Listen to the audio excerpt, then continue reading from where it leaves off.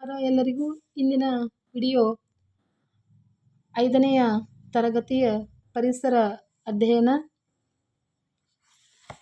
ಭಾಗ 1ರ ಪಾಠ 1 ಜೀವ ಪ್ರಪಂಚ. ಈ ಪಾಠದ ಬಗ್ಗೆ ತಿಳಿದುಕೊಳ್ಳೋಣ. ಪರಿಸರ ರಕ್ಷಣೆ ನಮ್ಮೆಲ್ಲರ ಹೊಣೆ ಎಂಬ ಘೋಷಣೆಯನ್ನು ನೀವು ಕೇಳಿರಬಹುದು. ಹೌದು, ನಾವೆಲ್ಲರೂ ಸಹ ಈ ಪರಿಸರ ರಕ್ಷಣೆ ನಮ್ಮೆಲ್ಲರ ಹೊಣೆ ಎಂಬ ಘೋಷಣೆಯನ್ನು ಕೇಳಿದ್ದೇವೆ.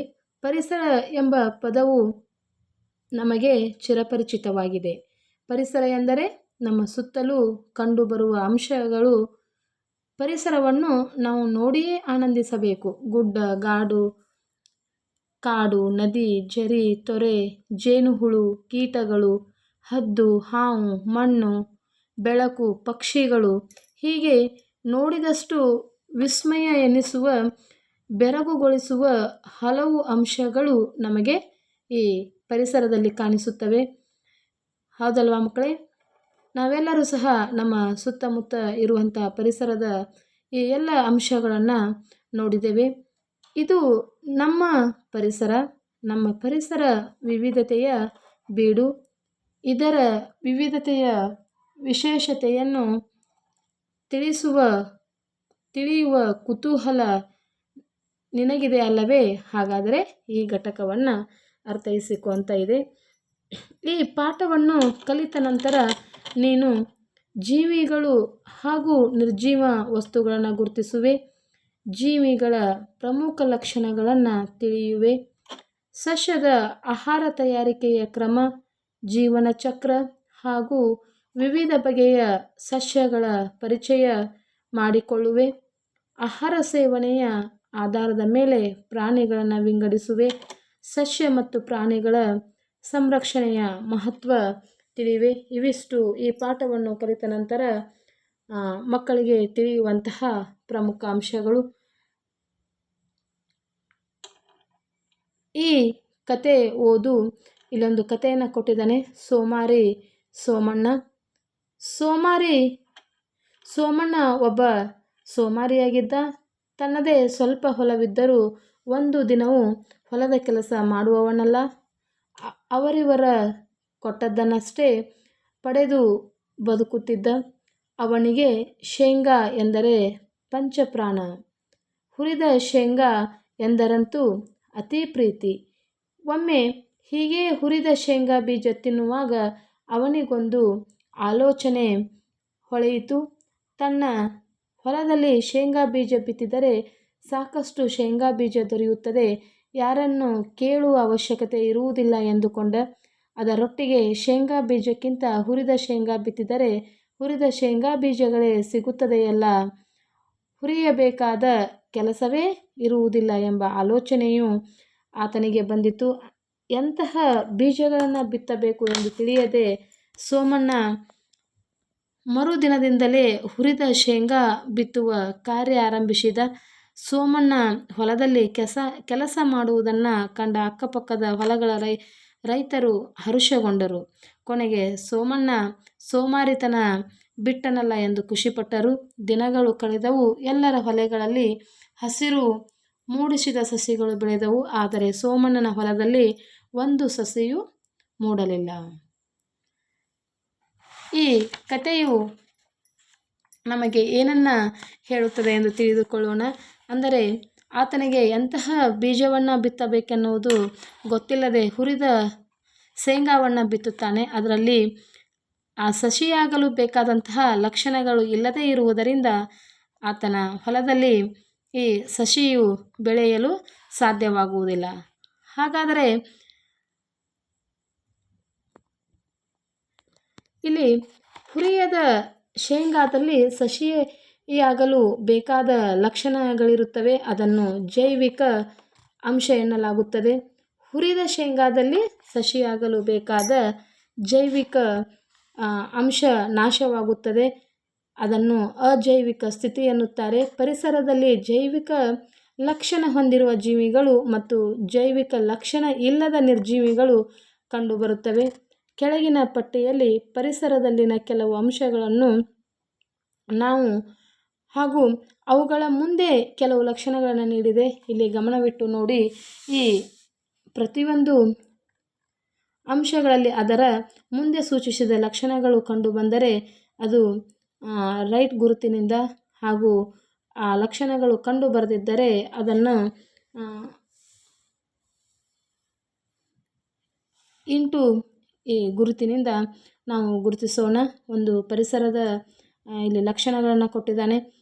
ಪರಿಸರದ ಅಂಶಗಳು ಇಲ್ಲಿ ಬೆಳವಣಿಗೆ, ಆಹಾರದ ಸೇವನೆ, ಚಲನೆ, ಉಸಿರಾಟ, ವಿಸರ್ಜನೆ, ಪ್ರಚೋದನೆಗೆ ಪ್ರತಿಕ್ರಿಯೆ, ಸಂತಾನೋತ್ಪತ್ತಿ. ಮೊದಲಿಗೆ ಇಲ್ಲಿ ಇಲಿ ಕೊಟ್ಟಿದ್ದಾನೆ. ಇಲಿಯ ಬೆಳವಣಿಗೆ ಆಗುತ್ತದೆ, ಆಹಾರ ಸೇವನೆ ಇದೆ, ಅದಕ್ಕೆ ಚಲನೆ ಇದೆ, ಉಸಿರಾಟವಿದೆ, ವಿಸರ್ಜನೆ ಇದೆ, ಪ್ರಚೋದನೆಗೆ ಪ್ರತಿಕ್ರಿಯೆ ಇದೆ, ಸಂತಾನೋತ್ಪತ್ತಿ ಕ್ರಿಯೆ ಇದೆ. ಮಾವಿನ ಮರ ಬೆಳವಣಿಗೆ ಇದೆ, ಆಹಾರ ಸೇವನೆ ಇದೆ, ಮಾವಿನ ಮರಕ್ಕೆ ಚಲನೆ ಇಲ್ಲ, ಉಸಿರಾಟವಿದೆ, ವಿಸರ್ಜನೆ ಇದೆ, ಪ್ರಚೋದನೆಗೆ ಪ್ರತಿಕ್ರಿಯೆ ಇದೆ, ಸಂತಾನೋತ್ಪತ್ತಿ ಕ್ರಿಯೆ ಇದೆ.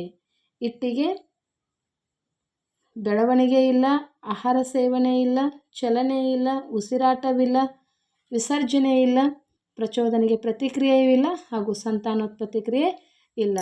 ಇನ್ನು ಗಡಿಯಾರಕ್ಕೂ ಸಹ ಈ ಮೇಲಿನ ಯಾವ ಅಂಶಗಳು ನಮಗೆ ಕಂಡುಬರುವುದಿಲ್ಲ, ಯಾಕಂದರೆ ಅದೊಂದು ನಿರ್ಜೀವ ವಸ್ತುವಾಗಿದೆ.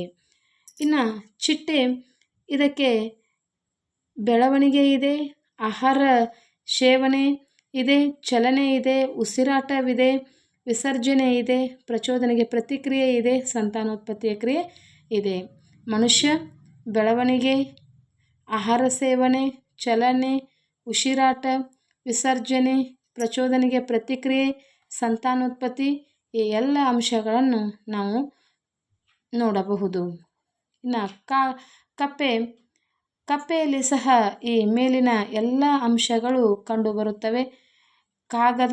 ಕಾಗದದಲ್ಲಿ ಬೆಳವಣಿಗೆ, ಆಹಾರ ಸೇವನೆ, ಚಲನೆ, ಉಸಿರಾಟ, ವಿಸರ್ಜನೆ, ಪ್ರಚೋದನೆಗೆ ಪ್ರತಿಕ್ರಿಯೆ, ಸಂತಾನೋತ್ಪತ್ತಿ ಕ್ರಿಯೆ ಇವ್ಯಾವುವು ಇಲ್ಲದನ್ನು ನಾವು ನೋಡಬಹುದು.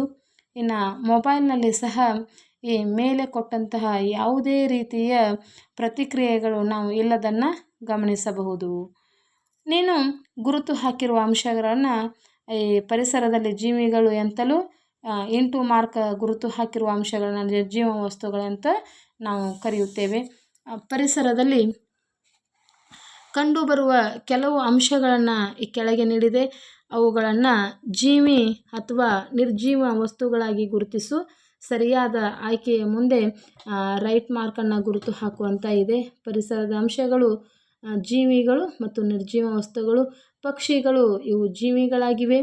ಬಲೂನ್ ಒಂದು ನಿರ್ಜೀವ ವಸ್ತು. ನೀರು ನಿರ್ಜೀವ ವಸ್ತು. ಮಾವಿನ ಮರ ಜೀವವಿರುವಂತಹ ವಸ್ತು. ಬಂಡಿ ನಿರ್ಜೀವ ವಸ್ತು. ಪೆನ್ನು ಸಹ ನಿರ್ಜೀವ ವಸ್ತುವಾಗಿದೆ.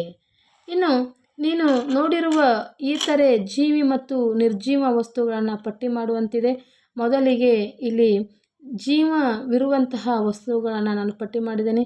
ಹುಲಿ, ಚಿರತೆ, ಸಿಂಹ, ಆನೆ, ಬೆಕ್ಕು ಮುಂತಾದ ಪ್ರಾಣಿಗಳು. ಇನ್ನು ನಿರ್ಜೀವ ವಸ್ತುಗಳು ಪೆನ್ನು, ಪುಸ್ತಕ, ತಟ್ಟೆ, ಕಾಗದ ಮತ್ತು ಮೇಜು. ಸಸ್ಯಗಳು ಮತ್ತು ಜೀವಿಗಳು ಪರಿಸರದಲ್ಲಿ ಕಾಣುವ ಇವುಗಳನ್ನು ಜೀವಿಗಳು ಎಂದು ನಿರ್ಧರಿಸಲು ಕೆಲವು ಲಕ್ಷಣಗಳಿವೆ. ಜೀವಿಗಳ ಲಕ್ಷಣಗಳ ಬಗ್ಗೆ ಇಲ್ಲಿ ಮಾಹಿತಿ ನೀಡಿದೆ. ಅವುಗಳನ್ನು ತಿಳಿದುಕೋ ಅಂತ ಕೊಟ್ಟಿದ್ದಾರೆ. ನೋಡೋಣ ಮಕ್ಕಳೇ, ಏನೇನು ಈ ಜೀವಿಗಳ ಬಗ್ಗೆ ಕೊಟ್ಟಿದ್ದಾರೆ ಅಂತ ತಿಳಿದುಕೊಳ್ಳೋಣ. ಬನ್ನಿ ಮಕ್ಕಳೇ, ಮೊದಲನೆಯ ಮುಖ್ಯ ಅಂಶ, ಜೀವಿಗಳು ಜೀವಕೋಶಗಳಿಂದ ಆಗಿವೆ. ಈ ಚಿತ್ರವನ್ನು ಗಮನಿಸು ಅಂತ ಕೊಟ್ಟಿದ್ದಾರೆ. ಈ ಚಿತ್ರವನ್ನು ನಾವು ಗಮನಿಸಿದಾಗ ಇವು ಸಸ್ಯ ಮತ್ತು ಪ್ರಾಣಿಗಳ ಜೀವಕೋಶಗಳಾಗಿವೆ. ಮನೆ ಕಟ್ಟುವುದನ್ನು ನಾವೆಲ್ಲರೂ ಸಹ ಗಮನಿಸಿದ್ದೇವೆ. ಅವುಗಳಿಗೆ ಇಟ್ಟಿಗೆ ಬೇಕು, ಸಿಮೆಂಟ್, ನೀರು, ಕಬ್ಬಿಣ, ಕಟ್ಟಿಗೆ, ಹೀಗೆ ಹಲವು ವಸ್ತುಗಳು ಸರಿಯಾಗಿ ಜೋಡಿಸಿದಾಗ ನಮಗೆ ಮನೆ ಅನ್ನುವಂತಹ ಒಂದು ರೂಪವನ್ನು ತಾಳುತ್ತದೆ. ಆವಾಗ ನಾವು ಅದನ್ನು ಮನೆ ತಯಾರಾಗಿದೆ ಅಂತ ನಿರ್ಧಾರ ಮಾಡುತ್ತೇವೆ. ಹಾಗೆಯೇ ಜೀವಕೋಶಗಳಿಂದ ಜೀವಿಗಳ ದೇಹವು ರಚನೆಯಾಗಿದೆ. ಜೀವಿಗಳ ಬಗೆಗೆ ಹೆಚ್ಚಿನ ಮಾಹಿತಿಯನ್ನು ನಾವು ಮುಂದಿನ ತರಗತಿಯಲ್ಲಿ ತಿಳಿಯುವಂತ ಕೊಟ್ಟಿದ್ದಾರೆ. ನಾವೇ ಈ 5ನೆಯ ತರಗತಿಯಲ್ಲಿ ಈ ಜೀವಿಗಳು ಹಾಗೂ ಜೀವಕೋಶಗಳ ಬಗ್ಗೆ ಏನನ್ನು ಕೊಟ್ಟಿದ್ದಾನಂತ ನೋಡೋಣ. ಪ್ರತಿಯೊಂದು ಜೀವಿಗಳು ತಮ್ಮದೇ ಆದಂಥ ಜೀವಕೋಶಗಳಿಂದ ನಿರ್ಮಾಣ ಆಗಿವೆ. 2ನೆಯ ಅಂಶ, ಜೀವಿಗಳು ಉಸಿರಾಡುತ್ತವೆ. ಹೌದು ಮಕ್ಕಳೇ, ಪ್ರತಿಯೊಂದು ಜೀವಿಗಳು ಸಹ ಉಸಿರಾಟವನ್ನು ಮಾಡುತ್ತವೆ. ಜೀವ ನಿಂತಾಗ ಆ ಜೀವಿಯ ಅಸ್ತಿತ್ವವನ್ನು ಕಳೆದುಕೊಳ್ಳುತ್ತದೆ ಅಂತ ಅರ್ಥ. ಅದಕ್ಕಾಗಿ ಜೀವಿಗಳು ಉಸಿರಾಡುವಾಗ ವಾಯುವಿನಲ್ಲಿನ ಆಕ್ಸಿಜನ್ ಅನಿಲವನ್ನು ತೆಗೆದುಕೊಂಡು ಕಾರ್ಬನ್ ಡೈಆಕ್ಸೈಡ್ ಅನಿಲವನ್ನು ಹೊರಬಿಡುತ್ತವೆ. ಇದು ಏನನ್ನು ಸೂಚಿಸುತ್ತದೆ? ಇದು ಮಾನವನ ಶ್ವಾಸಕೋಶವಾಗಿದೆ. ಈ ಚಿತ್ರವು ಮಾನವನ ಶ್ವಾಸಕೋಶಕ್ಕೆ ಪಟ್ಟಂಥ ಚಿತ್ರವಾಗಿದೆ. ಸಸ್ಯಗಳು ಕೂಡ ಉಸಿರಾಟಕ್ಕಾಗಿ ಆಕ್ಸಿಜನ್ ಅನಿಲವನ್ನು ಅವಲಂಬಿಸಿವೆ. ಸಾಮಾನ್ಯವಾಗಿ ಸಸ್ಯಗಳು ಎಲೆಗಳ ತಳಭಾಗದಲ್ಲಿರುವ ಪತ್ರರಂಧ್ರಗಳ ಅಂದರೆ ಸ್ಟೊಮಾಟಾ ಮುಖಾಂತರ ಉಸಿರಾಡುತ್ತವೆ. ಆಕ್ಸಿಜನ್ ಅನಿಲದ ಸಹಾಯದಿಂದ ಆಹಾರದಲ್ಲಿರುವ ಶಕ್ತಿಯು ಜೀವಿಗಳ ದೇಹಕ್ಕೆ ದೊರೆಯುತ್ತದೆ. ಆಹಾರದಿಂದ ದೊರೆಯುವ ಶಕ್ತಿಯಿಂದ ಜೀವಿಗಳಿಗೆ ಆಗುವ ಅನುಕೂಲ ಅಂತ ಹೇಳಿದಾನೆ. ನಾವು ಮನುಷ್ಯರು ಒಂದು ಎಕ್ಸಾಂಪಲನ್ನು ಕೊಟ್ಟಾಗ, ನಾವು ಆಹಾರವಿಲ್ಲದೆ ಇದ್ದರೆ ಯಾವ ಕೆಲಸವನ್ನು ಮಾಡಲು ನಾವು ಅಸಮರ್ಥವಾಗಿ ಅಂದರೆ ಆ ಕೆಲಸದಲ್ಲಿ ನಮಗೆ ಆಸಕ್ತಿನೇ ಇರುವುದಿಲ್ಲ. ಆಹಾರ ನಾವು ಸೇವಿಸಿದಾಗ ನಮಗೆ ಪ್ರತಿಯೊಂದು ಕಾರ್ಯಗಳನ್ನು ಮಾಡಲಿಕ್ಕೆ ನಮಗೆ ಶಕ್ತಿಯನ್ನು ಒದಗಿಸುತ್ತದೆ. ಅದು ನಮ್ಮ ಮಾನವ ಶರೀರಕ್ಕೆ ಆಹಾರ ಎನ್ನುವುದು ಅತಿ ಅವಶ್ಯಕವಾಗಿದೆ. ಇನ್ನು 3ನೆಯ ಪಾಯಿಂಟ್, ಜೀವಿಗಳು ಆಹಾರ ಸೇವಿಸುತ್ತವೆ. ಕಟ್ಟಿಗೆ ಕಡಿಯುವುದು, ಭಾರವಾದ ಚೀಲ ಹೊರುವುದು, ಬೇಟೆಯಾಡುವುದು, ಹೀಗೆ ಜೀವಿಗಳು ನಿತ್ಯವೂ ಅನೇಕ ಚಟುವಟಿಕೆಗಳನ್ನು ಮಾಡುತ್ತವೆ. ಇನ್ನು ಇಲ್ಲಿ ಕೆಲವೊಂದು ಹೆಸರುಗಳನ್ನು ಕೊಡಲಾಗಿದೆ. ಯಾವ ವಸ್ತುಗಳನ್ನು ಈ ಜೀವಿಗಳು ಯಾವ ಕೆಲಸವನ್ನು ಮಾಡುತ್ತವೆ ಈ ಜೀವಿಗಳು ಎನ್ನುವುದನ್ನು ನಾವು ಈ ಪ್ರಮುಖ ಪಟ್ಟಿಯಲ್ಲಿ ತಿಳಿದುಕೊಳ್ಳೋಣ. ಇಲ್ಲಿ ಜೀವಿ, ಅದಕ್ಕೆ ಪ್ರಮುಖ ಸಹಾಯ ಅಂದರೆ ನಮಗೆ ಯಾವ ಕೆಲಸಕ್ಕೆ ಸಹಾಯವಾಗಿದ್ದಾವೆ. ಆನೆ ಭಾರವಾದ ವಸ್ತುಗಳನ್ನು ಸಾಗಿಸಲು, ಎತ್ತಿನ ಬಂಡಿಗಾಗಿ ಹೊಲವನ್ನು ಉಳುಮೆ ಮಾಡಲು, ನಾಯಿ ಮನೆ ಕಾಯಲು, ಕಳ್ಳರನ್ನು ಹಿಡಿಯಲು. ಈ ಎಲ್ಲ ಕೆಲಸವನ್ನು ಮಾಡಲು ಜೀವಿಗಳಿಗೆ ಶಕ್ತಿ ಬೇಕು.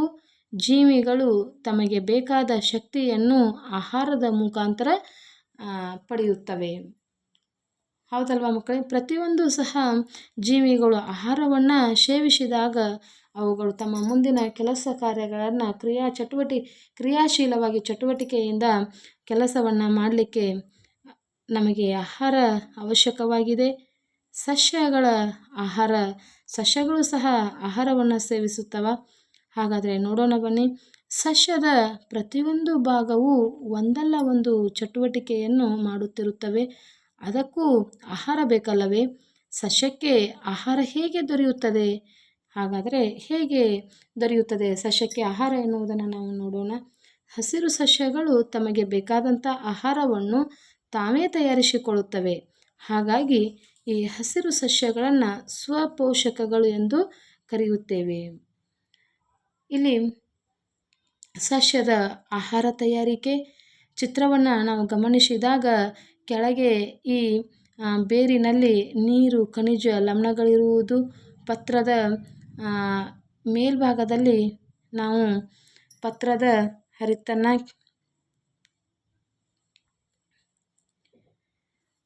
ನೋಡುತ್ತೇವೆ. ಮೇಲೆ ವಾಯುಗೋಳ, ಕಾರ್ಬನ್ ಡೈಆಕ್ಸೈಡ್, ಸೂರ್ಯನ ಬೆಳಕು ಅಂದರೆ ಸೌರಶಕ್ತಿ, ಇವೆಲ್ಲವೂ ಸಹ ಸಸ್ಯವು ದ್ಯುತಿಸಂಶ್ಲೇಷಣೆ ಕ್ರಿಯೆ ಮುಖಾಂತರ ತನ್ನ ಆಹಾರವನ್ನು ತಯಾರಿಕೆ ಮಾಡಿಕೊಳ್ಳುತ್ತದೆ. ಅದಕ್ಕೆ ಈ ಎಲ್ಲ ಅಂಶಗಳು ಬಹಳ ಪ್ರಮುಖವಾಗಿದ್ದಾವೆ. 4 ಪ್ರಮುಖ ಅಂಶಗಳನ್ನು ನಾವು ಇಲ್ಲಿ ನೋಡಬಹುದು. ಅವುಗಳನ್ನು ಇಲ್ಲಿ ಯಾವುದು ಎಂಬುದನ್ನು ಸರಿಯಾಗಿ ಜೋಡಿಸಿ ಹೇಳೋಣ. ಯಾವುದು ಯಾರಿಂದ ಇಲ್ಲಿ ಸರಿಪಡಿಸಿ ಇಲ್ಲಿ ಬರೆಯಬೇಕಂತಿದೆ. ಬೆಳಕಿನ ಶಕ್ತಿ ನಾವು ಎದರಿಂದ ಪಡಿತೇವೆ ಅಂದರೆ ಸೂರ್ಯನಿಂದ. ನೀರು, ಖನಿಜ ಲವಣಾಂಶ ಇವುಗಳು ಮಣ್ಣಿನಲ್ಲಿ ದೊರೆಯುತ್ತವೆ. ಕಾರ್ಬನ್ ಡೈಆಕ್ಸೈಡ್ ಇದು ವಾಯುಗೋಳದಲ್ಲಿರುವಂತಹ ಅಂಶ. ಪತ್ರಹರಿತ್ತು ಇದು ಹಸಿರು ಎಲೆಗಳಲ್ಲಿ ದೊರೆಯುವಂತಹ ಪ್ರಮುಖ ಅಂಶವಾಗಿದೆ. ಇನ್ನು ಸಸ್ಯಗಳು ಸೂರ್ಯನ ಬೆಳಕಿನ ಶಕ್ತಿ, ವಾಯುವಿನಲ್ಲಿರುವ ಕಾರ್ಬನ್ ಡೈಆಕ್ಸೈಡ್, ಮಣ್ಣಿನಲ್ಲಿರುವಂಥ ನೀರು, ಖನಿಜ ಲವಣಾಂಶಗಳನ್ನು ಬೇರುಗಳ ಮೂಲಕ ಹೀರಿ ಎಲೆಯಲ್ಲಿನ ಪತ್ರಹರಿತ್ತಿನ ಸಹಾಯದಿಂದ ಆಹಾರವನ್ನು ತಯಾರಿಸುತ್ತವೆ. ಇದಕ್ಕೆ ನಾವು ದ್ಯುತಿಸಂಶ್ಲೇಷಣ ಕ್ರಿಯೆ ಅಂತ ಕರಿತೀವಿ. ಸಸ್ಯದ ಆಹಾರ ತಯಾರಿಕೆಯಲ್ಲಿ ನಮಗೆ ಪ್ರಮುಖವಾಗಿ 2 ವಸ್ತುಗಳು ಬಿಡುಗಡೆಯಾಗುತ್ತವೆ. ಅವುಗಳು ಯಾವೆಂದರೆ ಒಂದು ಗ್ಲುಕೋಸ್, ಇನ್ನೊಂದು ಆಕ್ಸಿಜನ್. ಹಾಗಾದರೆ ಗ್ಲುಕೋಸ್ ನಮಗೆ ಏತಕ್ಕೆ ಬೇಕು? ಗ್ಲುಕೋಸ್ ನಮಗೆ ಶಕ್ತಿಯನ್ನು ಕೊಡುತ್ತದೆ. ಆಕ್ಸಿಜನ್ ನಮಗೆ ಉಸಿರಾಡಲು ಅವಶ್ಯಕವಾಗಿದೆ. ಇನ್ನು ಕೆಲವು ಸಸ್ಯಗಳ ಇಲ್ಲಿ ಕೀಟಾಹಾರಿ ಸಸ್ಯಗಳಂತ ಕರಿತೇವೆ. ಅವು ಯಾವ ಸಸ್ಯಗಳು? ಡ್ರಾಸಿರಾ, ನೆಪಂಥಿಸ್, ಇಟ್ರಿಕ್ಯುಲೇರಿಯಾ. ಸಸ್ಯಗಳು ತಮ್ಮ ಆಹಾರವನ್ನು ತಾವೇ ತಯಾರಿಸಿಕೊಂಡರೂ ಕೂಡ ನೈಟ್ರೋಜನ್ಗಾಗಿ ಕೀಟಗಳನ್ನು ಅವಲಂಬಿಸಿವೆ. ಇವುಗಳನ್ನು ಏನಂತ ಕರಿತೇವೆ? ನಾವು ಕೀಟಾಹಾರಿ ಸಸ್ಯಗಳು ಅಂತ ಕರಿತೇವೆ. ಏನಂತ ಮಕ್ಕಳೇ? ಕೀಟಾಹಾರಿ ಸಸ್ಯಗಳು ಎಂದು ಕರೆಯುತ್ತೇವೆ. ಅವುಗಳ ಬಗ್ಗೆ ನಾವು ಮುಂದಿನ ತರಗತಿಯಲ್ಲಿ ತಿಳಿದುಕೊಳ್ಳೋಣ ಅಂತ ಇದೆ. ಇದರ ಬಗ್ಗೆ ಹೆಚ್ಚಿನ ಮಾಹಿತಿ ಮುಂದಿನ ತರಗತಿಯಲ್ಲಿ ಓದುವಿರ ಮಕ್ಕಳೇ. ಈಗ ಪ್ರಾಣಿಗಳ ಆಹಾರ. ಪ್ರಾಣಿಗಳು ಆಹಾರವನ್ನು ಸೇವಿಸ್ತವೆ. ಪ್ರಾಣಿಗಳು ತಮ್ಮ ಆಹಾರವನ್ನು ತಾವೇ ತಯಾರಿಸಿಕೊಳ್ಳುವುದಿಲ್ಲ. ಅವು ಆಹಾರಕ್ಕಾಗಿ ಸಸ್ಯ ಮತ್ತು ಇತರ ಪ್ರಾಣಿಗಳನ್ನು ಅವಲಂಬಿಸಿವೆ. ಹಾಗಾಗಿ ಪ್ರಾಣಿಗಳನ್ನು ನಾವು ಪರಪೋಷಕಗಳು ಅಂತ ಕರಿತೇವೆ. ಎಲ್ಲ ಪ್ರಾಣಿಗಳು ಒಂದೇ ರೀತಿಯಾದ ಆಹಾರವನ್ನು ಸೇವನೆ ಮಾಡುವುದಿಲ್ಲ. ಅವು ಸೇವಿಸುವಂಥ ಆಹಾರದ ಆಧಾರದ ಮೇಲೆ ನಾವು ಪ್ರಾಣಿಗಳನ್ನು ಈ 3 ಪ್ರಕಾರಗಳಾಗಿ ವಿಂಗಡಿಸಬಹುದು. ಮೊದಲನೇದಾಗಿ ಸಸ್ಯಾಹಾರಿ ಪ್ರಾಣಿಗಳು. ಸಸ್ಯ ಮತ್ತು ಇತರ ಉತ್ಪನ್ನಗಳನ್ನು ಮಾತ್ರ ಆಹಾರವನ್ನಾಗಿ ಸೇವಿಸುವಂತಹ ಪ್ರಾಣಿಗಳು ಸಸ್ಯಾಹಾರಿ ಪ್ರಾಣಿಗಳು. ಇನ್ನು ಮಾಂಸಾಹಾರಿ ಪ್ರಾಣಿ. ತಮ್ಮ ಆಹಾರಕ್ಕಾಗಿ ಇತರ ಪ್ರಾಣಿಗಳನ್ನು ತಿಂದು ಬದುಕುವ ಪ್ರಾಣಿಗಳು ಮಾಂಸಾಹಾರಿ ಪ್ರಾಣಿಗಳು. ಇನ್ನು ಮಿಶ್ರಾಹಾರಿ ಪ್ರಾಣಿಗಳಂದರೆ ಸಸ್ಯ ಮತ್ತು ಪ್ರಾಣಿಗಳೆರಡನ್ನೂ ಆಹಾರಕ್ಕಾಗಿ ಸೇವಿಸುವಂತಹ ಪ್ರಾಣಿಗಳು ಈ ಮಿಶ್ರಾಹಾರಿ ಪ್ರಾಣಿಗಳೆನಿಸುತ್ತವೆ. ಇನ್ನು ಈ ಕೆಳಗೆ ಕೊಟ್ಟಿರುವಂತಹ ಚಿತ್ರದ ಸಹಾಯದಿಂದ ಸಸ್ಯಾಹಾರಿ, ಮಾಂಸಾಹಾರಿ ಹಾಗೂ ಮಿಶ್ರಾಹಾರಿ ಕೆಳಗಿನ ಚಾರ್ಟನ್ನು ಗುರುತಿಸೋಣ. ಸಸ್ಯಾಹಾರಿಗಳಂದರೆ ಇಲ್ಲಿ ಮೊಲ, ಆನೆ, ಗಿಳಿ, ಗುಬ್ಬಿ. ಮಾಂಸಾಹಾರಿ ಪ್ರಾಣಿಗಳಂದರೆ ನರಿ, ಸಿಂಹ, ಹುಲಿ. ಮಿಶ್ರಾಹಾರಿ ಪ್ರಾಣಿಗಳಂದರೆ ಬೆಕ್ಕು, ನಾಯಿ, ಕರಡಿ. ಇನ್ನು 4ನೆಯ ಅಂಶ ಜೀವಿಗಳು ಬೆಳೆಯುತ್ತವೆ. ಹೌದು ಮಕ್ಕಳೇ, ಪ್ರತಿಯೊಂದು ಜೀವಿಗಳಿಗೆ ತನ್ನದೇ ಆದ ಬೆಳವಣಿಗೆಯನ್ನು ಒಳಗೊಂಡಿವೆ. ಅವು ತಮ್ಮ ದೇಹದ ಗಾತ್ರ ಮತ್ತು ತೂಕದಲ್ಲಿ ವ್ಯತ್ಯಾಸವನ್ನು ಕಂಡ್ರೆ ಆ ಜೀವಿಯಲ್ಲಿ ಬೆಳವಣಿಗೆ ಇದೆ ಅಂತ ನಾವು ಹೇಳ್ಬೋದು. ಆ ಜೀವಿಗಳ ಅಂದರೆ ಇಲ್ಲಿ ಎಕ್ಸಾಂಪಲನ್ನು ಚಿತ್ರವನ್ನು ಕೊಟ್ಟಿದ್ದಾನೆ. ಈ ಚಿತ್ರವನ್ನು ಗಮನಿಸಿದಾಗ ನಾವು ಸಣ್ಣವರಾಗಿದ್ದಾಗ ಮತ್ತು ದೊಡ್ಡವರಾದ ಮೇಲೆ ಇರುವಂತಹ ಚಿತ್ರಗಳು, ಅದೇ ರೀತಿಯಾಗಿ ಮರದ ಮತ್ತು ಇಲ್ಲೊಂದು ಕೋಳಿಯ ಚಿತ್ರವನ್ನು ನೋಡಲಾಗಿದೆ. ಪ್ರತಿ ಚಿತ್ರದಲ್ಲೂ ಜೀವಿಗಳ ಎತ್ತರದಲ್ಲಿ ಮತ್ತು ಗಾತ್ರದಲ್ಲಿ ಹೆಚ್ಚಳವಾಗಿದ್ದನ್ನು ನಾವು ಈ 3 ಚಿತ್ರದಲ್ಲಿ ಗಮನಿಸುವುದು ಮಕ್ಕಳೇ. ಆದ್ದರಿಂದ ನಾವು ಇಲ್ಲಿ ಒಬ್ಬ ಜೀವಿಯ ಎತ್ತರದಲ್ಲಾಗಲಿ ಗಾತ್ರದಲ್ಲಾಗಲಿ ಹೆಚ್ಚಳ ಕಂಡು ಬಂದರೆ ಅದನ್ನು ಬೆಳವಣಿಗೆ ಅಂತ ಕರಿತೇವೆ. ಇನ್ನು ಬೆಳವಣಿಗೆಗೆ ಸಂಬಂಧಿಸಿದಂತೆ ಕೆಲವು ಹೇಳಿಕೆಗಳನ್ನು ನೀಡಲಾಗಿದೆ. ಅವು ಸರಿಯೋ ಅಥವಾ ತಪ್ಪು ಎಂದು ಗುರುತಿಸೋಣ. ಎಲ್ಲ ಜೀವಿಗಳು ಜನನ ಕಾಲದಲ್ಲಿ ಚಿಕ್ಕದಾಗಿದ್ದು ಅನಂತರ ನಿರ್ದಿಷ್ಟ ಎತ್ತರ ಮತ್ತು ಗಾತ್ರ ಪಡೆಯುವು. ಇದು ಹೇಳಿಕೆ ಸರಿಯಾಗಿದೆ. ಇನ್ನು ಜೀವಿಗಳ ಬೆಳವಣಿಗೆ ವೇಗವಾಗಿ ಅಂದರೆ ಒಂದೆರಡು ದಿನಗಳಲ್ಲಿ ಆಗುತ್ತದೆ. ಇದು ತಪ್ಪಾಗಿದೆ. ಏಕೆಂದರೆ ಜೀವಿಗಳು ತಮ್ಮದೇ ಆದ ಬೆಳವಣಿಗೆಯನ್ನು ನಡೆಸಬೇಕಂದ್ರೆ ಅದು ನಿಧಾನಗತದಲ್ಲಿ ಕ್ರಮಬದ್ಧವಾಗಿ ನಡೆಯುವಂಥ ಒಂದು ಕ್ರಿಯೆಯಾಗಿದೆ. ಜೀವಿಗಳು ಬೆಳವಣಿಗೆ ನಿಧಾನಗತಿಯಲ್ಲಿ ಆಗುತ್ತದೆ. ಇನ್ನು ಸಸ್ಯಗಳ ಬೆಳವಣಿಗೆಯು ಅವುಗಳ ಕಾಂಡದ ತುದಿ ಮತ್ತು ಕಾಂಡದ ಗಾತ್ರದಲ್ಲಿ ಕಂಡುಬರುತ್ತದೆ. ಇದು ಸರಿಯಾದ ಹೇಳಿಕೆಯಾಗಿದೆ. ಇನ್ನು 5ನೆಯ ಅಂಶ, ಜೀವಿಗಳು ಚಲಿಸುತ್ತವೆ. ಅವು ಯಾವ ಲಕ್ಷಣವನ್ನು ಸೂಚಿಸುತ್ತವೆ ಎಂಬುದನ್ನು ಕೆಳಗೆ ಕೊಟ್ಟಂತಹ ಚಿತ್ರದಲ್ಲಿ ನೋಡಬಹುದು. ಪ್ರತಿಯೊಂದು ಜೀವಿಗಳಿಗೂ ತನ್ನದೇ ಆದಂತಹ ಚಲನೆ ಮತ್ತು ತನ್ನದೇ ಆದ ವಿಶೇಷ ಲಕ್ಷಣಗಳನ್ನು ಒಳಗೊಂಡಿವೆ ಅಂತ ನಾವು ನೋಡಬಹುದು. ಇನ್ನು ಪ್ರಾಣಿಗಳ ಚಲನೆ. ಪ್ರಾಣಿಗಳು ಒಂದು ಕಡೆಯಿಂದ ಮತ್ತೊಂದು ಕಡೆಗೆ ಚಲಿಸುತ್ತವೆ. ಅದಕ್ಕಾಗಿ ವಿಶೇಷ ಅಂಗಗಳು ಪ್ರಾಣಿಗಳಿಗೆ ಇವೆ. ಕೆಳಗೆ ಕೆಲವು ಪ್ರಾಣಿಗಳ ಹೆಸರು ನೀಡಲಾಗಿದೆ. ಅವುಗಳ ಚಲನಾಂಗಗಳನ್ನು ನಾವು ಬರೆಯೋಣ. ಮನುಷ್ಯ ಕಾಲುಗಳನ್ನು ಅಂದರೆ ನಾವು ಕಾಲುಗಳನ್ನು ಉಪಯೋಗಿಸಿ ನಮ್ಮ ಚಲನೆಯನ್ನು ಮಾಡುತ್ತೇವೆ ಮಕ್ಕಳೇ. ಹದ್ದು ರೆಕ್ಕೆಗಳನ್ನು, ಕಾಂಗರು ಕಾಲುಗಳನ್ನು ಹಾಗೂ ಬಾವಲಿ ರೆಕ್ಕೆಗಳನ್ನು ಉಪಯೋಗಿಸುತ್ತವೆ. ಇನ್ನು ಪ್ರಾಣಿಗಳು ಏಕೆ ಚಲಿಸುತ್ತವೆ ಎಂಬುದನ್ನು ಗುಂಪಿನಲ್ಲಿ ಚರ್ಚಿಸಿ ಕೆಳಗೆ ನೀಡಿರುವ ಜಾಗದಲ್ಲಿ ನಾವು ಬರೆಯೋಣ. ಆಹಾರವನ್ನು ಹುಡುಕಲು ಪ್ರಾಣಿಗಳು ಚಲಿಸುತ್ತವೆ. ಆಶ್ರಯವನ್ನು ಪಡೆಯಲು ಪ್ರಾಣಿಗಳು ಚಲಿಸುತ್ತವೆ. ತಮ್ಮನ್ನು ಇತರ ಪ್ರಾಣಿಗಳಿಂದ ರಕ್ಷಿಸಿಕೊಳ್ಳಲು ಪ್ರಾಣಿಗಳ ಚಲನೆಯನ್ನು ಮಾಡುತ್ತವೆ. 4ನೇದು, ಹವಾಮಾನದ ಪರಿಸ್ಥಿತಿಗೆ ತಕ್ಕಂತೆ ತಮ್ಮ ಆರೋಗ್ಯ ರಕ್ಷಿಸಿಕೊಳ್ಳಲು ಪ್ರಾಣಿಗಳು ಚಲನೆಯನ್ನು ನಡೆಸುತ್ತವೆ. ಇನ್ನು ಅದೇ ರೀತಿಯಾಗಿ ಕಾರು, ಬಸ್ಸುಗಳು ರಸ್ತೆಯಲ್ಲಿ ಓಡಾಡುತ್ತವೆ. ಗಡಿಯಾರದಲ್ಲಿ ಮುಳ್ಳುಗಳು ಸುತ್ತುತ್ತಾ ಚಲಿಸುತ್ತದೆ. ನದಿ, ಹಳ್ಳಿ, ಕೊಳ್ಳದ ನೀರು ಹರಿಯುತ್ತದೆ. ಇವುಗಳೆಲ್ಲವೂ ಸಹ ಜೀವವಿದೆಯೇ? ನಿರ್ಜೀವ ವಸ್ತುಗಳ ಚಲನೆಗೂ ಜೀವಿಗಳ ಚಲನೆಗೂ ಇರುವ ವ್ಯತ್ಯಾಸವೇನು ಅಂತ ಕೇಳಿದ್ದಾರೆ. ಪ್ರಾಣಿಗಳಿಗೆ ಚಲನಾಂಗಗಳಿದ್ದಂತೆ ಸಸ್ಯಗಳಿಗೆ ಇಲ್ಲ. ಸಸ್ಯಗಳ ಬೇರನ್ನು ಮಣ್ಣು ಹಿಡಿದಿಟ್ಟಿರುವುದರಿಂದ ಅವುಗಳು ಒಂದು ಕಡೆಯಿಂದ ಮತ್ತೊಂದು ಕಡೆಗೆ ಚಲಿಸಲು ಸಾಧ್ಯವಾಗುವುದಿಲ್ಲ. ಆದರೂ ಸಸ್ಯಗಳಲ್ಲಿ ಕೆಳಗಿನ ಚಲನೆಯನ್ನು ನಾವು ಗಮನಿಸಬಹುದು. ಬೇರು ಭೂಮಿಯಲ್ಲಿ ನೀರಿರುವ ಕಡೆ ಬೆಳೆಯುವುದು. ಸೂರ್ಯಕಾಂತಿ ಸಸ್ಯವು ಸೂರ್ಯನ ಕಡೆಗೆ ಮುಖ ಮಾಡಿರುವುದು. ಇನ್ನು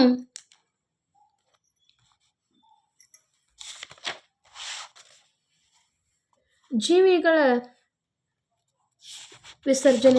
ಜೀವಿಗಳು ಸಹ ವಿಸರ್ಜನೆಯನ್ನು ಮಾಡುತ್ತವೆ.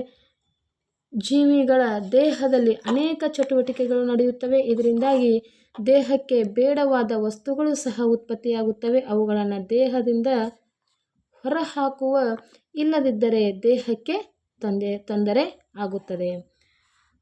ಕಾರ್ಬನ್ ಡೈಆಕ್ಸೈಡ್ ಬೆವರು, ಮಲ, ಮೂತ್ರದ ರೂಪದಲ್ಲಿ ಪ್ರಾಣಿಗಳು ಬೇಡವಾದ ವಸ್ತುಗಳನ್ನು ಹೊರಹಾಕುತ್ತವೆ. ಅದಕ್ಕಾಗಿ ವಿಶೇಷ ಅಂಗಗಳು ಸಹ ಇವೆ. ಸಸ್ಯಗಳು ಕೂಡ ಉಸಿರಾಟ ಕ್ರಿಯೆಯಲ್ಲಿ ಕಾರ್ಬನ್ ಡೈಆಕ್ಸೈಡ್ ಅನಿಲವನ್ನು ಹೊರಹಾಕುತ್ತವೆ. ಒಣಗಿದ ಎಲೆ, ಕಾಂಡ, ಕೊಳೆತ ಭಾಗಗಳು ಸಸ್ಯನಿಂದ ಕಳಚಿಕೊಳ್ಳುತ್ತವೆ. ಹೆಚ್ಚಾದ ನೀರನ್ನು ಸಸ್ಯಗಳು ತಮ್ಮ ಎಲೆಗಳ ಮುಖಾಂತರ ಹೊರಹಾಕುತ್ತವೆ. ಅಂದರೆ ಸಸ್ಯಗಳು ಯಾವಾಗ ನೀರು ಹೆಚ್ಚಾದಾಗ ಸಸ್ಯಗಳ ಎಲೆಗಳು ಹಳದಿ ವರ್ಣವನ್ನು ಪಡೆದು ಅವು ಮತ್ತೆ ಸೂರ್ಯನ ಕಿರಣಗಳನ್ನು ಆ ಎಲೆಗಳು ಪಡೆದಾಗ ಅದರಲ್ಲಿರುವಂಥ ನೀರು ಹೀರಿಕೊಂಡು ಮತ್ತು ಯಥಾಸ್ಥಿತಿಯಾಗಿ ಹಸಿರು ಬಣ್ಣವನ್ನು ಸಸ್ಯಗಳು ಪಡೆಯುವುದನ್ನು ನಾವು ನೋಡಬಹುದು. ಇನ್ನು ಜೀವಿಗಳ ಸಂತಾನೋತ್ಪತ್ತಿಯನ್ನು ಮಾಡುತ್ತವೆ.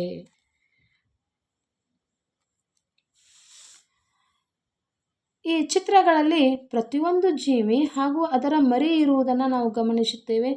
ನೋಡಿ ಮಕ್ಕಳೇ, ಇಲ್ಲಿ ಪ್ರತಿಯೊಂದು ಚಿತ್ರದಲ್ಲಿ ಸಹ ಈ ತಾಯಿ, ಮಗು ಮತ್ತು ಹಸು, ಕರು, ಹೀಗೆ ನಾಯಿ ಮತ್ತು ತನ್ನ ಮರಿಗಳನ್ನು, ಕೋಳಿ ತನ್ನ ಮರಿಗಳಿಗೆ, ಅದೇ ರೀತಿಯಾಗಿ ಇಲ್ಲಿ ಬಾತುಕೋಳಿ ತನ್ನ ಮರಿಗಳಿಗೆ, ಹೀಗೆ ಪ್ರತಿಯೊಂದು ಚಿತ್ರದಲ್ಲಿ ಸಹ ತನ್ನದೇ ಆದಂತಹ ಮರಿಗಳ ಜೊತೆಗೆ ತಾಯಿ ಇರೋದನ್ನು ನಾವು ಗಮನಿಸುತ್ತೇವೆ.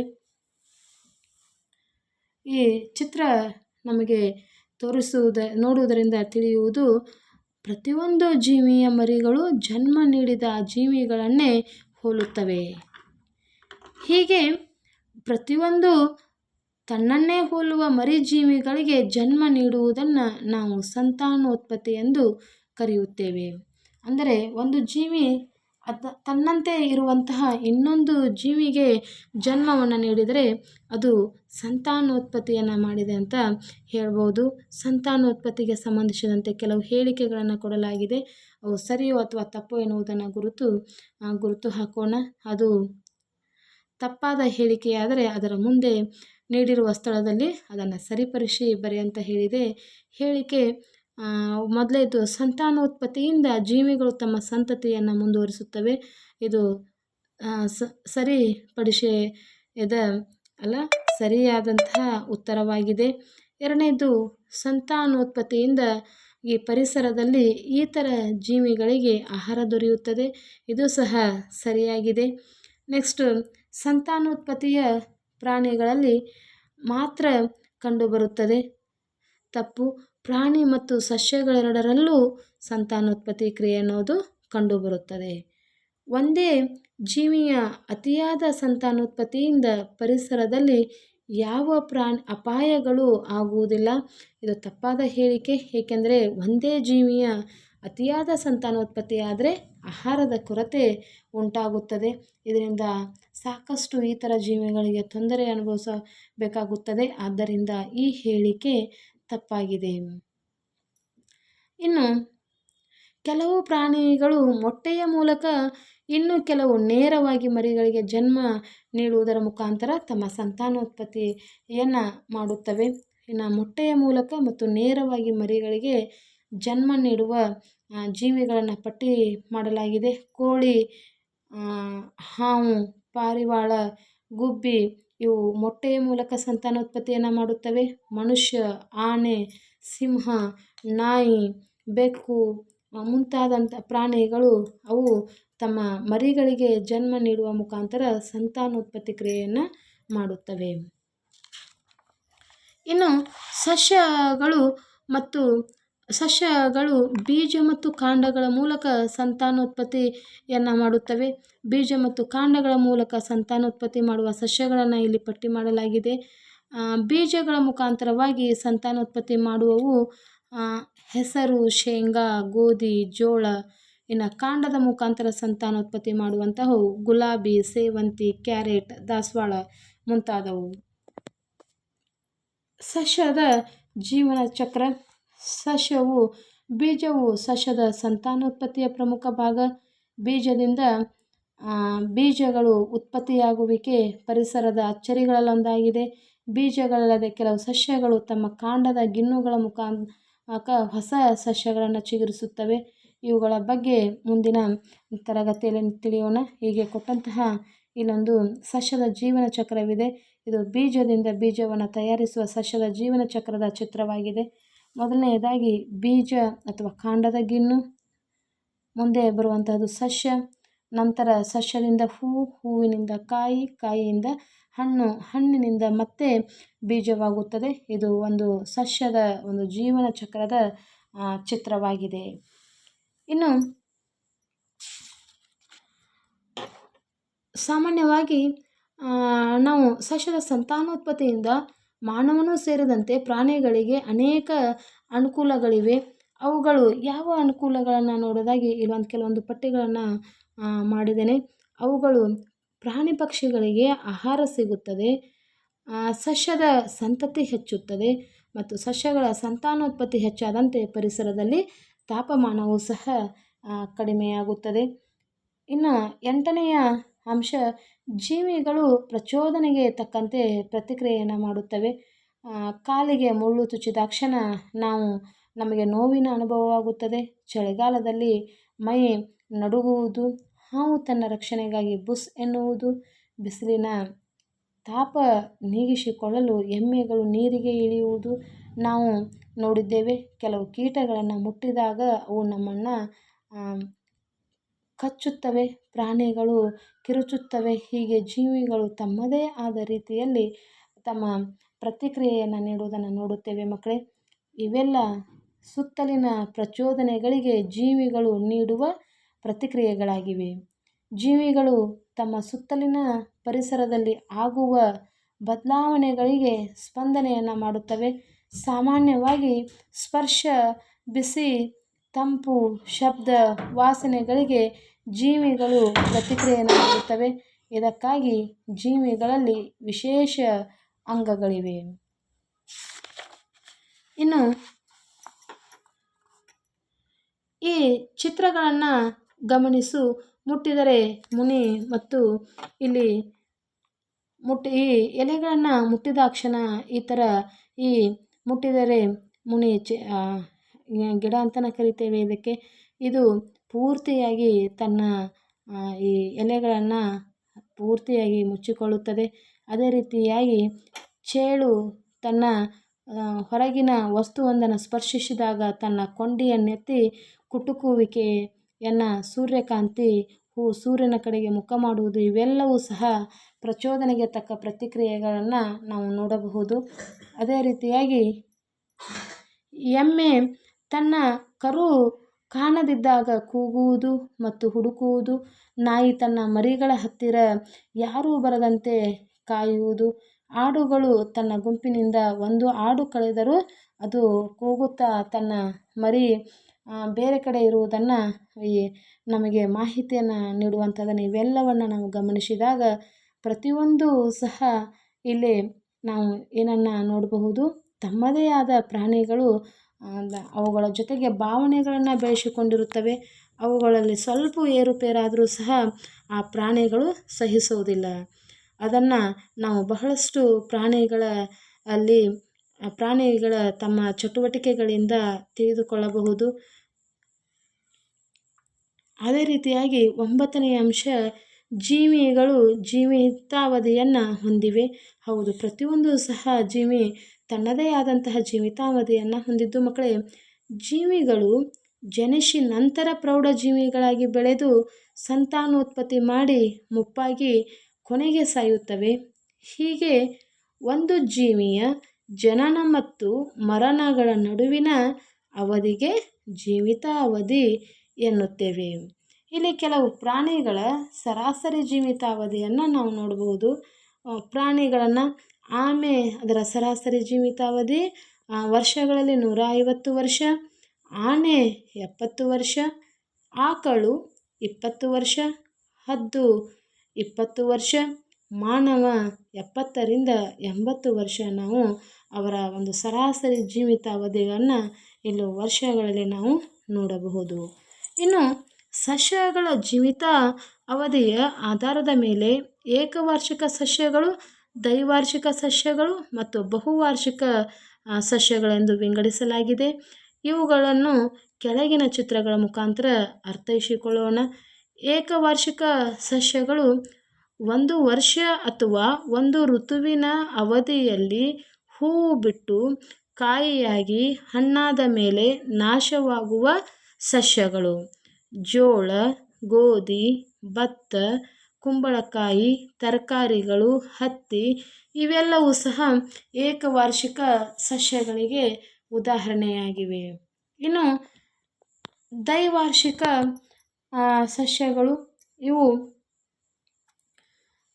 2 ವರ್ಷ ಅಥವಾ 2 ಋತುಗಳವರೆಗೆ ಜೀವಿಸಿ ಹೂವು, ಹಣ್ಣು, ಬೀಜಗಳನ್ನು ಉತ್ಪತ್ತಿ ಮಾಡಿ ನಾಶವಾಗುವ ಸಸ್ಯಗಳಾಗಿವೆ. ಉದಾಹರಣೆಗೆ ಗಜ್ಜರಿ, ಶುಂಠಿ, ಎಲೆಕೋಸು, ಕಬ್ಬು, ಬೀಟ್ರೂಟ್ ಇವೆಲ್ಲವೂ ಸಹ ದ್ವೈವಾರ್ಷಿಕ ಸಸ್ಯಗಳಿಗೆ ಉದಾಹರಣೆಗಳಾಗಿವೆ. ಇನ್ನು ಬಹುವಾರ್ಷಿಕ ಸಸ್ಯಗಳು ಅವು ಹಲವಾರು ವರ್ಷಗಳವರೆಗೆ ಬದುಕಿ ಹೂವು, ಹಣ್ಣು, ಬೀಜಗಳನ್ನು ಉತ್ಪತ್ತಿ ಮಾಡುವ ಸಸ್ಯಗಳು ಬಹುವಾರ್ಷಿಕ ಸಸ್ಯಗಳಾಗಿವೆ. ಉದಾಹರಣೆಗೆ ಮಾವು, ನಿಂಬೆ, ತೆಂಗು, ಬೇವು, ಹಲಸು, ಅಡಿಕೆ ಇವೆಲ್ಲವೂ ಸಹ ಈ ಬಹುವಾರ್ಷಿಕ ಸಸ್ಯಗಳಿಗೆ ಉದಾಹರಣೆಗಳನ್ನು ಕೊಡಬಹುದು. ಅದೇ ರೀತಿಯಾಗಿ ಕೆಳಗೆ ನೀಡಿರುವ ಸಸ್ಯಗಳ ಉಪಯೋಗಗಳನ್ನು ಬರೆ. ಏಕವಾರ್ಷಿಕ ಸಸ್ಯಗಳು ಇವುಗಳಿಂದ ಎಲ್ಲರಿಗೂ ಆಹಾರ ಸಿಗುತ್ತದೆ, ಕಡಿಮೆ ಸಮಯದಲ್ಲಿ ಬೆಳೆ ಪಡೆಯಬಹುದು. ಇನ್ನು ದ್ವೈವಾರ್ಷಿಕ ಸಸ್ಯಗಳು ಪುನಃ ಸಸ್ಯಗಳ ಭಾಗಗಳನ್ನು ನವೀಕರಿಸಬಹುದಾಗಿದೆ. ಪ್ರಾಣಿ ಪಕ್ಷಿಗಳು ಆಹಾರವನ್ನು ಪಡೆಯಲು ದ್ವೈವಾರ್ಷಿಕ ಸಸ್ಯಗಳು ಬಹಳ ಉಪಯೋಗವನ್ನು ನಮಗೆ ನೀಡುತ್ತವೆ. ಇನ್ನು ಬಹುವಾರ್ಷಿಕ ಸಸ್ಯಗಳನ್ನು ನೋಡಿದಾಗ ದೀರ್ಘ ವರ್ಷಗಳ ಕಾಲ ನಮಗೆ ಫಲವನ್ನು ಪಡೆಯಬಹುದು. ಸರಿಯಾದ ಸಮಯ ಅಂದರೆ ಕಾಲಕ್ಕೆ ಸರಿಯಾಗಿ ಫಲ ನೀಡುತ್ತವೆ. ಕಡಿಮೆ ಖರ್ಚಿನಲ್ಲಿ ಬೆಳೆಯನ್ನು ಬೆಳೆಯಬಹುದು. ಜೀವಿತಾವಧಿಯ ಆಧಾರವಲ್ಲದೆ ಸಸ್ಯಗಳ ಬೀಜದಳಗಳ ಆಧಾರದಲ್ಲಿ ಸಸ್ಯಗಳನ್ನು ಏಕದಳ ಧಾನ್ಯ ಹಾಗೂ ದ್ವಿದಳ ಧಾನ್ಯ ಸಸ್ಯಗಳೆಂದು 2 ಭಾಗವಾಗಿ ವಿಂಗಡಣೆಯನ್ನು ಮಾಡಲಾಗಿದೆ. ನಾವು ಏಕದಳ ಧಾನ್ಯ ಸಸ್ಯ ಬೀಜವು ಒಂದು ಬೀಜದಳವನ್ನು ಹೊಂದಿರುತ್ತದೆ.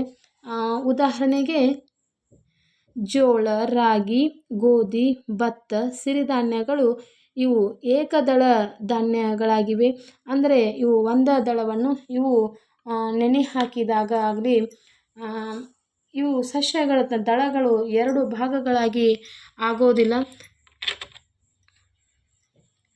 ಇನ್ನು ದ್ವಿದಳ ಧಾನ್ಯ ಸಸ್ಯಗಳ ಬೀಜವು 2 ಬೀಜ ದಳಗಳನ್ನು ಹೊಂದಿರುತ್ತವೆ. ಉದಾಹರಣೆಗೆ ಹುರುಳಿ, ಶೇಂಗಾ, ತೊಗರಿ, ಕಡಲೆ, ಉದ್ದು. ಇನ್ನು ಜೀವಿಗಳ ಲಕ್ಷಣಗಳ ಬಗ್ಗೆ ತಿಳಿದೇ ಇಲ್ಲವೇ? ಅಂದರೆ ನಾವು ಇಲ್ಲಿವರೆಗೂ ಜೀವಿಗಳ ಲಕ್ಷಣಗಳ ಬಗ್ಗೆ ತಿಳಿದುಕೊಂಡಿದ್ದೇವೆ. ಅದೇ ರೀತಿಯಾಗಿ ಸಸ್ಯ ಮತ್ತು ಪ್ರಾಣಿಗಳು ಪರಿಸರದ 2 ಪ್ರಮುಖ ಅಂಶಗಳಾಗಿದ್ದಾವೆ. ಆದರೆ ಇತ್ತೀಚೆಗೆ ಮನುಷ್ಯರ ದುರಾಸೆಯಿಂದ ಪರಿಸರದಲ್ಲಿ ಗಿಡ ಮರಗಳ ಮತ್ತು ಪ್ರಾಣಿಗಳ ಸಂಖ್ಯೆ ತುಂಬ ಕಡಿಮೆಯಾಗಿದೆ. ಸಸ್ಯ ಮತ್ತು ಪ್ರಾಣಿಗಳ ಸಂರಕ್ಷಣೆ ನಮಗೆ ಇವತ್ತು ಬಹಳ ಅತಿ ಅವಶ್ಯಕವಾಗಿ ಮಾಡಬೇಕಾದಂತಹ ನಮ್ಮೆಲ್ಲರ ಒಂದು ಕರ್ತವ್ಯವಾಗಿದೆ. ಸಸ್ಯಗಳನ್ನು ನಾವೇಕೆ ರಕ್ಷಿಸಬೇಕು? ಏಕೆ ರಕ್ಷಿಸಬೇಕು? ಮುಖ್ಯವಾಗಿ ಇಲ್ಲಿ 3 ಅಂಶಗಳನ್ನು ನೋಡೋಣ. ಮಳೆಗಾಗಿ ನಾವು ಪ್ರಾಣಿಗಳ ಸಸ್ಯಗಳನ್ನು ಸಂರಕ್ಷಿಸಲೇಬೇಕು. 2ನೇದು ಆಹಾರಕ್ಕಾಗಿ, ನಮ್ಮ ಮುಂದಿನ ಪೀಳಿಗೆಗಾಗಿ ಸಸ್ಯಗಳನ್ನು ನಾವೆಲ್ಲರೂ ಸಹ ಸಂರಕ್ಷಣೆಯನ್ನು ಮಾಡಿಕೊಂಡು ಹೋಗಬೇಕಾಗಿದೆ. ಪ್ರಾಣಿ ಸಂರಕ್ಷಣೆಯ ಮಹತ್ವ ಇಲ್ಲಿ ಕೆಳಗಿನ ಒಂದು ಘಟನೆಯನ್ನು ಕೊಟ್ಟಿದ್ದಾನೆ. ಈ ಘಟನೆಯು ನಮಗೆ ಪ್ರಾಣಿ ಸಂರಕ್ಷಣೆಯ ಬಗ್ಗೆ ತಿಳಿಸುತ್ತದೆ. ಬೋರ್ನಿಯಲ್ಲೇ ಒಮ್ಮೆ ನೊಣಗಳ ಕಾಟ ಅತಿಯಾಯಿತು. ಅವುಗಳನ್ನು ನಿಯಂತ್ರಿಸಲು ಕೀಟನಾಶಕಗಳನ್ನು ಬಳಸಲಾಯಿತು. ನೊಣಗಳೆಲ್ಲ ಸತ್ತು ಬಿದ್ದವು. ಸತ್ತ ನೊಣಗಳನ್ನು ಅಲ್ಲಿದ್ದ ಹಲ್ಲಿಗಳು ತಿನ್ನಲಾರಂಭಿಸಿದವು. ಇದರಿಂದ ನೊಣಗಳ ಮೇಲಿದ್ದ ಕೀಟನಾಶಕಗಳು ಹಲ್ಲಿನ ದೇಹವನ್ನು ಸೇರಿದವು. ಇವುಗಳ ಪ್ರಭಾವದಿಂದ ಹಲ್ಲಿಗಳ ಓಡಾಟ ನಿಧಾನವಾಯಿತು. ಆಗ ಅವುಗಳ ಬೆಕ್ಕುಗಳು ಸುಲಭವಾಗಿ ಬೇಟೆಯಾಡಿ ತಿನ್ನಲಾರಂಭಿಸಿದವು. ಹಲ್ಲಿಗಳ ಮೂಲಕ ಬೆಕ್ಕುಗಳ ದೇಹವನ್ನು ಸೇರಿದ ಕೀಟನಾಶಕಗಳು ಬೆಕ್ಕುಗಳಿಗೆ ವಿಷವಾಗಿ ಪರಿಣಮಿಸಿ ಅನೇಕ ಬೆಕ್ಕುಗಳು ಸತ್ತವು. ಬೆಕ್ಕುಗಳ ಸಂಖ್ಯೆ ಕುಸಿಯುತ್ತಿದ್ದಂತೆ ಇಲಿಗಳ ಸಂಖ್ಯೆ ಅಪಾರವಾಗಿ ಬೆಳೆಯಲಾರಂಭಿಸಿತು. ಇದರಿಂದ ಪ್ಲೇಗ್ ರೋಗ ತಲೆದೋರಿ ಅನೇಕ ಜನರನ್ನು ಬಲಿ ತೆಗೆದುಕೊಂಡಿತು. ಇಲಿಗಳನ್ನು ನಿಯಂತ್ರಿಸಲು ಸರ್ಕಾರವು ಇತರ ದೇಶಗಳಿಂದ ಬೆಕ್ಕುಗಳನ್ನು ಆಮದು ಮಾಡಿಕೊಳ್ಳಬೇಕಾಯಿತು. ಈ ಘಟನೆ ಪರಿಸರದಲ್ಲಿ ಪ್ರಾಣಿ ಸಂರಕ್ಷಣೆ ಹಾಗೂ ಜೀವಿಗಳಲ್ಲಿ ಸಮತೋಲನದ ಮಹತ್ವವನ್ನು ನಮಗೆ ತಿಳಿಸುತ್ತದೆ. ಅಂದರೆ ಪ್ರತಿಯೊಂದು ಏನಾಗಿದ್ದಾವೆ, ಒಂದು ಜೀವಿ ಮತ್ತೊಂದು ಜೀವಿಯನ್ನು ಅವಲಂಬಿಸಿ ನಾವು ಪರಿಸರದಲ್ಲಿ ಇರುವುದರಿಂದ ನಮಗೆ ಪ್ರತಿಯೊಂದು ಜೀವಿಯೂ ಸಹ ಬಹಳ ಮುಖ್ಯವಾಗಿದೆ. ಇಲ್ಲಿ ಪ್ರಾಣಿ ಸಂರಕ್ಷಣೆಯ ಮಹತ್ವದ ಬಗ್ಗೆ ಇನ್ನೂ ಹಲವು ಅಂಶಗಳನ್ನು ಇಲ್ಲಿ ಕೆಳಗೆ ನೀಡಿದೆ. ಅವುಗಳನ್ನು ನೋಡೋಣ. ಪ್ರಾಣಿಗಳು ಪರಿಸರದ ಸಮತೋಲನವನ್ನು ಉಳಿಸುವುದರಲ್ಲಿ ಪ್ರಮುಖ ಪಾತ್ರ ವಹಿಸುತ್ತವೆ. ಪ್ರಾಣಿಗಳ ನಾಶದಿಂದ ಪರಿಸರದಲ್ಲಿ ಆಹಾರದ ಅಭಾವ ಉಂಟಾಗಿ ಇತರ ಜೀವಿಗಳ ಮೇಲೆ ಪರಿಣಾಮ ಬೀರುತ್ತವೆ. ಇತ್ತೀಚೆಗೆ ಸರ್ಕಾರಗಳು ರಾಷ್ಟ್ರೀಯ ಅರಣ್ಯ, ವನ್ಯಜೀವಿಧಾಮ, ಪಕ್ಷಿಧಾಮ, ಅರಣ್ಯಗಳ ಮೂಲಕ ಪ್ರಾಣಿ ಸಂತತಿಯನ್ನು ರಕ್ಷಣೆ ಮಾಡುವ ಕ್ರಮಗಳನ್ನು ಕೈಗೊಳ್ಳಲಾಗಿದೆ. ಪ್ರಾಣಿಗಳ ಬೇಟೆಯನ್ನು ನಿಷೇಧ ಮಾಡಲಾಗಿದೆ. ಇವೆಲ್ಲ ಕ್ರಮಗಳನ್ನು ಇಂದು ನಮ್ಮ ಸರ್ಕಾರಗಳು ಕೈಗೊಂಡರೂ ಸಹ ಇವತ್ತು ಕಣ್ಣು ತಪ್ಪಿ ಎಷ್ಟೋ ಪ್ರಾಣಿಗಳ ಒಂದು ಬೇಟೆಯಾಡೋದಾಗಲಿ, ಪರಿಸರ ನಾಶ ಮಾಡೋದಲ್ಲಿ ಒಂದಲ್ಲ ಒಂದು ನಾವು ಇವತ್ತು ಹಲವಾರು ಸುದ್ದಿಗಳನ್ನು ಕೇಳ್ತಾನೇ ಇರ್ತೇವೆ. ಅದರಲ್ಲಿ ನಮಗೆ ಇನ್ನು ಮುಂದಿನ ಪಾಯಿಂಟನ್ನು ನೋಡೋದಾಗಿ ಕರ್ನಾಟಕದಲ್ಲಿರುವ ರಾಷ್ಟ್ರೀಯ ಅಭಯಾರಣ್ಯ, ವನ್ಯಜೀವಿ ಧಾಮ ಹಾಗೂ ಪಕ್ಷಿಧಾಮಗಳನ್ನು ಇಲ್ಲಿ ಪಟ್ಟಿ ಮಾಡಲಾಗಿದೆ. ಮೊದಲನೇದಾಗಿ ರಾಷ್ಟ್ರೀಯ ಅಭಯಾರಣ್ಯ, ದಾಂಡೇಲಿ ಅಭಯಾರಣ್ಯ, ಭದ್ರಾ ವನ್ಯಜೀವಿ ಅಭಯಾರಣ್ಯ, ಬಂಡೀಪುರ ಅಭಯಾರಣ್ಯ, ನಾಗರಹೊಳೆ ಅಭಯಾರಣ್ಯ ಇವೆಲ್ಲವೂ ನಮ್ಮ ರಾಷ್ಟ್ರೀಯ ಅಭಯಾರಣ್ಯಗಳಾಗಿವೆ. ಇನ್ನೂ ಸಾಕಷ್ಟು ನಾವು ಅಭಯಾರಣ್ಯಗಳನ್ನು ಪಟ್ಟಿ ಮಾಡಬಹುದು. ಅದೇ ರೀತಿಯಾಗಿ ವನ್ಯಜೀವಿ ಧಾಮ, ರಂಗನತಿಟ್ಟು ವನ್ಯಜೀವಿ ಧಾಮ, ನುಗು ವನ್ಯಜೀವಿ ಧಾಮ, ಭದ್ರಾ ವನ್ಯಜೀವಿ ಧಾಮ, ಬ್ರಹ್ಮಗಿರಿ ವನ್ಯಜೀವಿ ಧಾಮ ಇವೆಲ್ಲವೂ ಸಹ ವನ್ಯಜೀವಿ ಧಾಮಗಳಾಗಿವೆ. ಇನ್ನು ಪಕ್ಷಿಧಾಮಗಳಲ್ಲಿ ಗುಡ್ವಿ ಪಕ್ಷಿಧಾಮ, ಅತ್ತಿವೇರಿ ಪಕ್ಷಿಧಾಮ, ರಂಗನತಿಟ್ಟು ಪಕ್ಷಿಧಾಮ ಹಾಗೂ ಕೊಕ್ಕರೆ ಬೆಳ್ಳೂರು ಪಕ್ಷಿಧಾಮ ಇವೆಲ್ಲವೂ ಸಹ ಇನ್ನೂ ಹಲವಾರು ರಾಷ್ಟ್ರೀಯ ಅಭಯಾರಣ್ಯಗಳು, ವನ್ಯಜೀವಿ ಧಾಮಗಳು ಹಾಗೂ ಪಕ್ಷಿಧಾಮಗಳನ್ನು ನೋಡಬಹುದು. ಕೆಲವೊಂದನ್ನು ಇಲ್ಲಿ ಪಟ್ಟಿ ಮಾಡಲಾಗಿದೆ. ಹೀಗೆ ನಮ್ಮ ಸುತ್ತಮುತ್ತಲಿನ ಜೀವ ಪ್ರಪಂಚ ವಿಸ್ಮಯವಾಗಿದೆ. ಪರಿಸರದಲ್ಲಿ ಸಸ್ಯ ಜೀವಿಗಳ ಬಗ್ಗೆ ತಿಳಿದು ಅದನ್ನು ಪರಿಸರದಲ್ಲಿ ರಕ್ಷಿಸುವ ಕೆಲಸ ಮಾಡಿದರೆ ನಾವು ಇಂದು ಕಾಣುತ್ತಿರುವ ಪರಿಸರದ ಮುಂದಿನ ಪೀಳಿಗೆ ಕಾಣಸಿಗುತ್ತದೆ. ಪರಿಸರವನ್ನು ನಾವು ರಕ್ಷಿಸಿದರೆ ಅದು ನಮ್ಮನ್ನು ರಕ್ಷಿಸುತ್ತದೆ ಎಂಬ ಮಾತು ನಿನಗೆ ಸದಾ ನೆನಪಿರಲಿ. ಹೌದು ಮಕ್ಕಳೇ, ನೀವು ಮುಂದೆ ದೊಡ್ಡವರಾದ ಮೇಲೆ ಪ್ರತಿಯೊಬ್ಬರೂ ಸಹ ನಿಮ್ಮ ಕರ್ತವ್ಯದ ಜೊತೆಗೆ ಈ ಪರಿಸರ ಸಂರಕ್ಷಣೆ ಮಾಡುವುದು ಸಹ ನನ್ನ ಕರ್ತವ್ಯ ಅಂತ ತಿಳಿದು ಅದರಂತೆ ನಡೆದರೆ ನಮ್ಮ ಸುತ್ತಮುತ್ತಲಿನ ಪರಿಸರವನ್ನು ನಾವು ರಕ್ಷಿಸೋದಾಗತ್ತೆ. ಹಾಗೂ ಪರಿಸರದಿಂದ ನಮಗೆ ಆಗುವಂತಹ ಈ ಅನಾನುಕೂಲಗಳನ್ನು ತಪ್ಪಿಸಿಕೊಂಡು ಪರಿಸರದ ಸದುಪಯೋಗವನ್ನು ಪಡೆದುಕೊಂಡು ಒಂದು ಉತ್ತಮವಾದ ಜೀವನವನ್ನು ನಡೆಸಲಿಕ್ಕೆ ನಮಗೆ ಈ ಪರಿಸರ ಅನ್ನುವುದು ಒಂದು ಅನುಕೂಲವನ್ನು ಮಾಡಿಕೊಡುತ್ತೆ.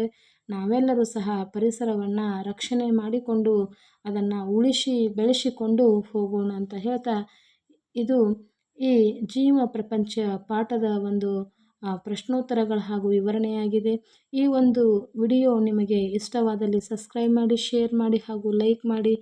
ಪ್ಲೀಸ್ ಈ ವಿಡಿಯೋ ಪೂರ್ಣ ಮುಗಿಯುವವರೆಗೆ ಈ ವಿಡಿಯೋವನ್ನು ವೀಕ್ಷಿಸಿ ಅಂತ ಹೇಳ್ತಾ, ಈ ಒಂದು ವಿಡಿಯೋ ನೋಡಿದಂತಹ ಎಲ್ಲ ಮಕ್ಕಳಿಗೂ ಧನ್ಯವಾದಗಳು. Thank you for watching my video. Bye.